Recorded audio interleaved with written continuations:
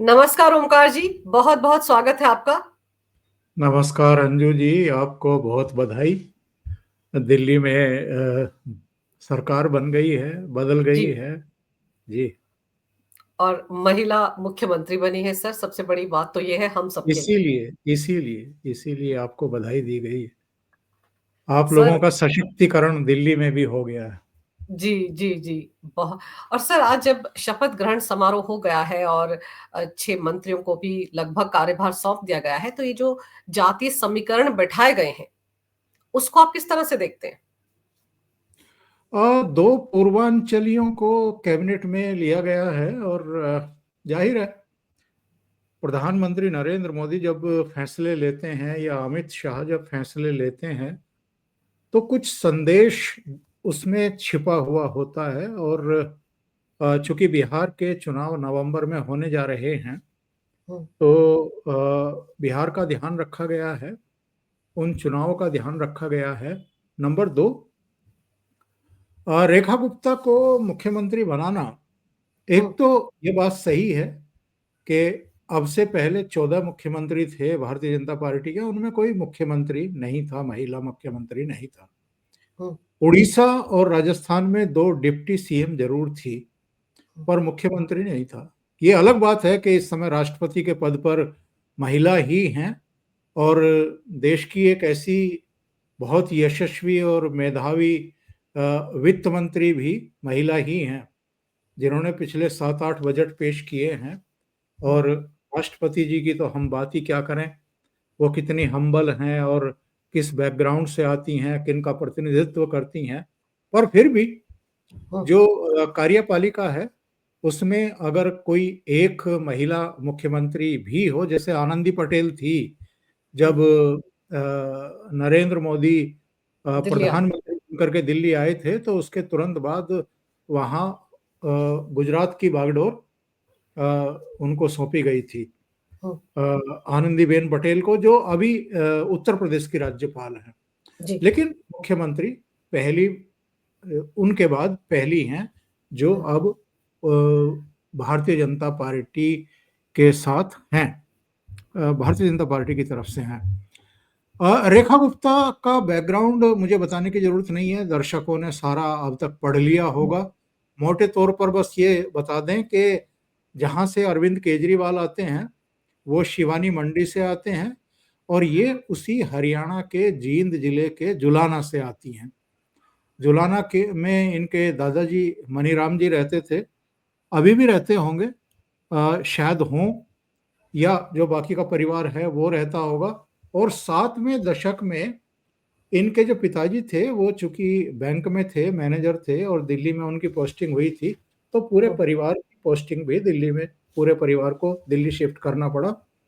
और यहीं इनका जन्म हुआ, रेखा गुप्ता का, यहीं स्कूलिंग और हायर एजुकेशन इनकी यहीं हुई। हुँ, यहीं ये एबीवीपी में आई और एबीवीपी के जरिए फिर पार्षद भी बनी और स्टूडेंट लीडर भी बनी। मेधावी हैं, 2 चुनाव विधानसभा के हारे। आमतौर पर भारतीय जनता पार्टी में होता यह है कि 2 चुनाव निरंतरता में कोई हार जाए तो तीसरी बार टिकट मुश्किल से ही नहीं मिलता मिलता। है। तो लेकिन इनको दिया गया, शायद नेतृत्व के दिमाग में उनका चेहरा पहले से ही था कि अगर हाँ, ये इस बार जीत जाती हैं तो इनको एक बड़ा दायित्व दिया जाए। और वैश्य समुदाय से आती हैं। इसके अलावा जो है, सबसे बड़ी बात ये है कि जो लोग फ्लावर माने बैठे थे, ये एक्चुअल में फायर है। और 2016 के जिस तरह के ट्वीट इनके सामने आ रहे हैं, तो जी, उससे लगता है कि चुप बैठने वाली नहीं है। अगर कुछ सदन के भीतर या सदन के बाहर कुछ ऐसा किया गया तो ये हुँ, भी जवाब देंगी, और इनके साथ जो और मंत्री हैं वो तो खैर सारे के सारे हट्टे कट्टे हैं, और वो भी फायर ब्रिगेड है सारे के सारे, कोई कसर का नहीं है। तो ये बहुत भारी पड़ने वाला है जो चेहरा मोहरा हमारे सामने मंत्रिमंडल का और मुख्यमंत्री का आया है। सर ताज्जुब मुझे इस बात का हो रहा था कि कल जब इनके नाम का अनाउंसमेंट किया गया तो उसके बाद जो ट्वीट आ रहे थे, चाहे केजरीवाल का हो, आतिशी का हो, हम पूरा सहयोग करेंगे आपके साथ, हम बीजेपी को पूरा सहयोग करें। अरे ये सहयोग कर लेते उपराज्यपाल के साथ या केंद्र की सरकार के साथ तो ये दिन देखने को नहीं मिलता। सहयोगी तो नहीं करते आप लोग। और फिर उम्मीद जता रहे थे कि महिलाओं को 2500 रुपए की किस्त 8 मार्च से पहले दे देगी बीजेपी, हम उम्मीद करते हैं। सर मतलब छज तो बोले बोले, छलनियां जिनमें 75 छेद है ये भी बोल रही है, अपना गिरेबान झांकते ही नहीं है। सर इनको क्या हो गया आम आदमी पार्टी को?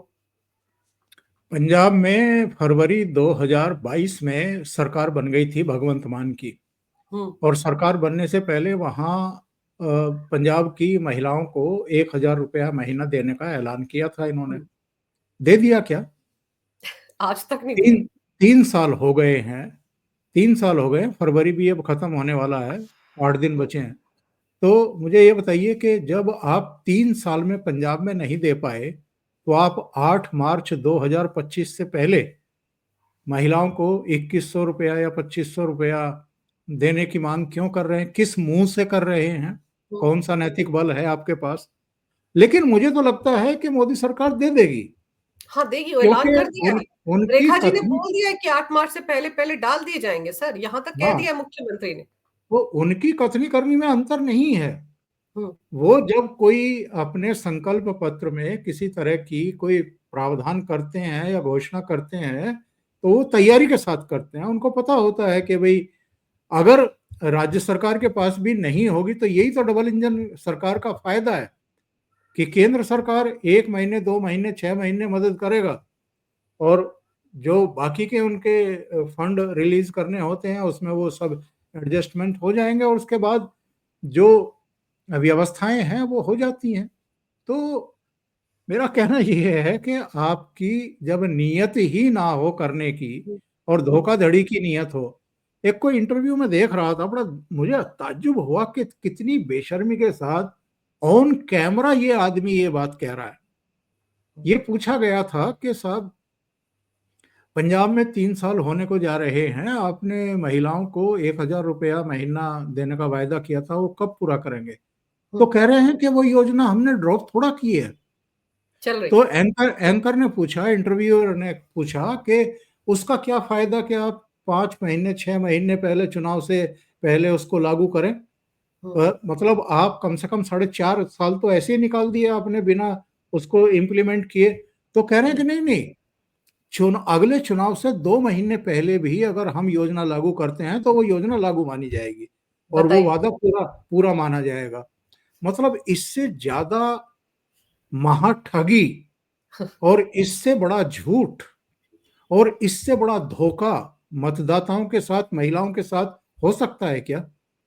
और मैं पहले भी आपके प्रोग्राम में कहा था जी। कि पंजाब और दिल्ली हम्म। आपस में कनेक्टेड है, रिश्तेदारियां हैं आपस में।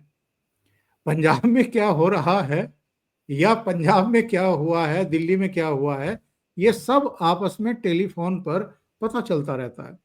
तो यहाँ की महिलाओं ने पूछ लिया होगा पंजाब में अपनी रिश्तेदारियों से कि भाई तुम्हारे यहाँ लागू हो गया था क्या? ये यहाँ 2,100 रुपये देने की बात कर रहे हैं, तुम्हारे यहाँ 1,000 मिल गए थे क्या? तो वहां से टका सा जवाब मिल गया होगा कि यहाँ तो कुछ नहीं मिला, एक फूटी कौड़ी नहीं मिली। तो इसलिए इस बार दिल्ली की महिलाओं ने भी ठान लिया था कि इसको चेंज करना है, इसको सबक सिखाना है, इसको बाहर का रास्ता दिखाना है। जी। सर, पर आप ये देखिए कि मंत्रिमंडल का 4 घंटे के अंदर अंदर सभी मंत्रियों को विभागों का बंटवारा भी हो गया। और अभी जब हम और आप बात करें तो यमुना के तट पर जाकर, वासुदेव घाट पर जाकर पूजा में भी उन्होंने हिस्सा लिया है दिल्ली के मुख्यमंत्री ने, और कह दिया है कि हमारी प्राथमिकता है गंगा मैया, यमुना मैया की सफाई करने का पूरा हमारा प्राथमिकता रहे कि हम वॉर लेवल पर इसको करेंगे। सर, और साथ ही साथ उन्होंने कहा कि हम लोग शीश महल में तो मैं जाकर नहीं रहूंगी लेकिन उसको म्यूजियम बनाएंगे। तो सर अब तो छाती पर सांप लौट रहे होंगे उनके, जिनको यमुना के पानी में जहर दिख रहा था अभी 2 हफ्ते पहले, जो कहते जहर मिला दिया, हरियाणा ने जहर मिला दिया, मैसेकर हो जाता, जनसंहार हो जाता दिल्ली में अगर वो पानी पी लेते। तो अब तो उनको लग रहा होगा कि यहाँ तो पूरा का पूरा कैबिनेट ही यमुना के तट पर पहुंच गया पहले ही दिन। अब तो कैबिनेट की बैठक भी शुरू हो चुकी है सचिवालय हम्म। में, और पहली बैठक में जाहिर है कुछ फैसले होने वाले हैं, महत्वपूर्ण फैसले होने वाले हैं। तो पूरी दिल्ली और पूरा देश और खास तौर से आम आदमी पार्टी और अरविंद केजरीवाल तो इंतजार कर रहे होंगे कि भाई क्या होने वाला है, क्योंकि इनकी धुक धुकी बंधी हुई होगी। अंजू जी, आपको याद है प्रधानमंत्री ने क्या कहा था एक रैली में?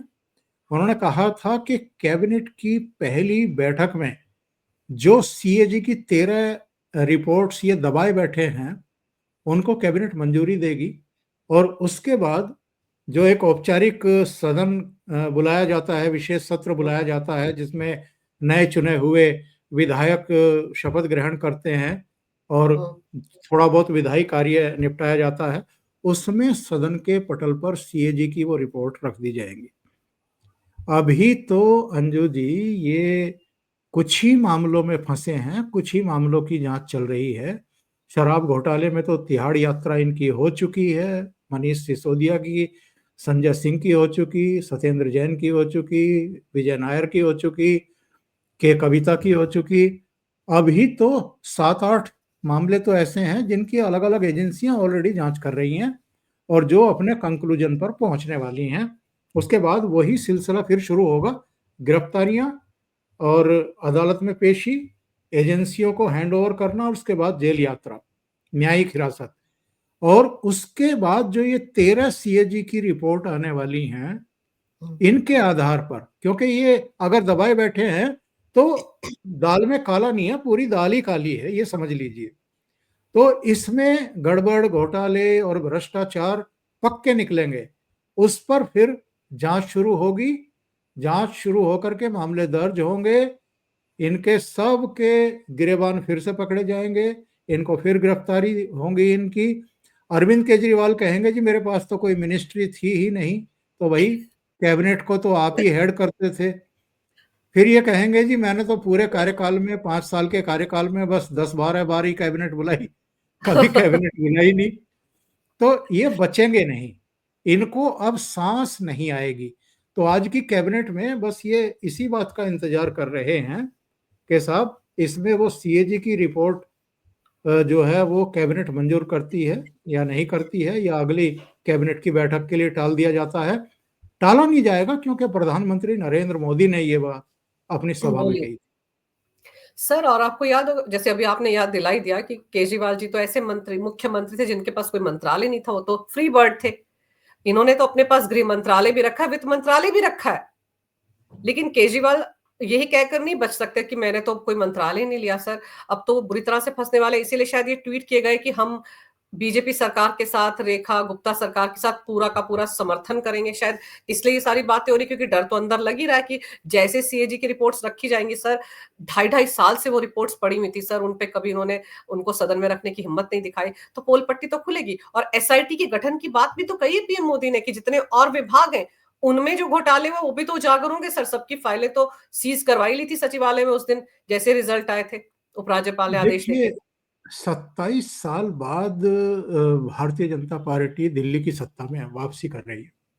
हम्म, इसका मतलब ये है कि 27 साल से पहले 15 साल शीला दीक्षित और उसके बाद फिर इनका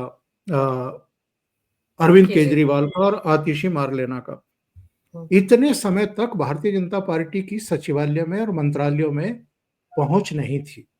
हम्म, अब चूंकि अपने मंत्री बन गए हैं, अपनी मुख्यमंत्री बन गई है, तो सचिवालय में जितने भी सचिव बैठते हैं, जितने भी अधिकारी बैठते हैं, एलजी, ये सब मिल करके अब जरा खंगालेंगे फाइलों को, और इनके टाइम में जितने कर्म कांड हुए हैं या कांड हुए हैं उन सब की पड़ताल की जाएगी गहराई से। अधिकारी भी मरेंगे जिन्होंने गलत काम किए होंगे, और जो उन विभागों के मंत्री थे वो तो फंसेंगे ही फंसेंगे। अपनी जिम्मेदारियों से मुख्यमंत्री बच ही नहीं सकते हैं, मैं आपको गारंटी के साथ कहता हूं। हम्म, मंत्री फंसेगा तो तब का मुख्यमंत्री फंसेगा ही फंसेगा। बिना मुख्यमंत्री की अध्यक्षता में कैबिनेट की मीटिंग के बिना हम्म, आप कोई फैसला कर ही नहीं सकते हैं। तो बिल्कुल। आपने कोई सिग्नेचर किसी फाइल पर किए हो ना किए हो, हम्म, प्रोसीडिंग तो है, मिनट्स तो हैं कि आपने कैबिनेट की अध्यक्षता की। तो आप अपनी जिम्मेदारी और जवाबदेही से बच नहीं सकते। इसीलिए मैं कह रहा हूं कि इनके बुरे दिन अब शुरू हो रहे हैं। सर यही तो दलील शुरुआत से देते आए थे ना अरविंद केजरीवाल की, मैंने तो शराब घोटाले की जो शराब नीति की जो फाइल थी उस पर तो साइन ही नहीं है मेरे, मैंने तो देखी नहीं वो फाइल, यही तो दलील देते आए थे वो। लेकिन उसके बाद भी नपे ना वो, अभी जमानत पर ही तो है। सत्येंद्र जैन के खिलाफ तो सर फिर से मामले की शुरुआत हो ही गई, वो परमिशन भी ली गई, उनकी तो गिरफ्तारी का फिर भी संकट मंडरा ही रहा है ना। जी हाँ, वो ईडी को परमिशन मिली है और कुछ तकनीकी कमियां रह गई थी अरविंद केजरीवाल के मामले में भी, सत्येंद्र जैन के मामले में भी, उसकी प्रतिपूर्ति की गई है। तो अब विधिवत वो मामला आगे बढ़ेगा, जिस मामले में वो करीब पौने 2 साल, 2 साल, सवा 2 साल जेल में रहे हैं, जिसमें से 10 महीने स्वास्थ्य कारणों से बाहर भी आ गए थे कि जी कुछ हम्म। ऑपरेशन होना है, कुछ दूसरे काम होने हैं। लेकिन साहब सर क्या क्या रंगबाजी इनकी देखी है हमने और आपने। जेल सच में में मालिश करवा रहे थे, 5 स्टार होटल से मंगवा करके खाना खा रहे खाने। थे, पूरा आनंद ले रहे थे वहां लेटे हुए, कुछ करना ना धरना, और मंत्री भी बने हुए थे। रिजाइन कहाँ सर किया था? सर वही तो जो लोग ये कहकर आए थे कि जेलों में वीआईपी कल्चर को खत्म करेंगे, केजरीवाल ही बोलते थे ना ये स्टेटमेंट, तो उन्हीं के मंत्री मंत्री बन जेल मंत्री थे उस वक्त सत्येंद्र जैन, जब जेल के अंदर ये सारे मजे लिए जा रहे थे सर। 9 महीने तक उनका इस्तीफा केजरीवाल ने नहीं लिया था, यानी कि उनको पर्क्स भी मिल रहे थे, तनख्वाह भी मिल रही थी मंत्री के तौर पर, और उनका केस भी सरकारी खजाने से लड़ा जा रहा था। और सुकेश रंजन ने, वो जो महाठग है, उसने क्या क्या खुलासे किए थे, जो चेन्नई वाला हाँ। है, हाँ, जो, सुकेश चंद्रशेखर।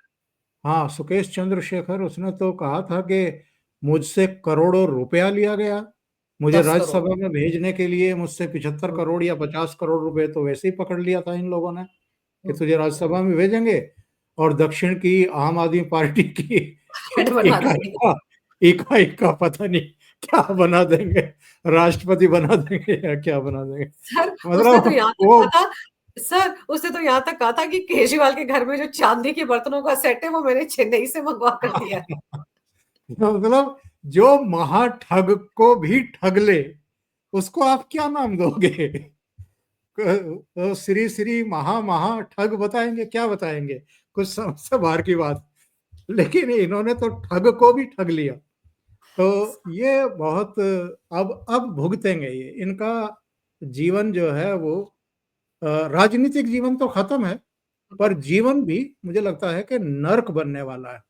क्योंकि अब तक तो ये सत्ता में थे, हम्म। और ये मुख्यमंत्री थे कि नहीं थे, आतिशी मुख्यमंत्री थी तो भी सरकारी खजाने पर इनका आधिपत्य था, इनका कब्जा था।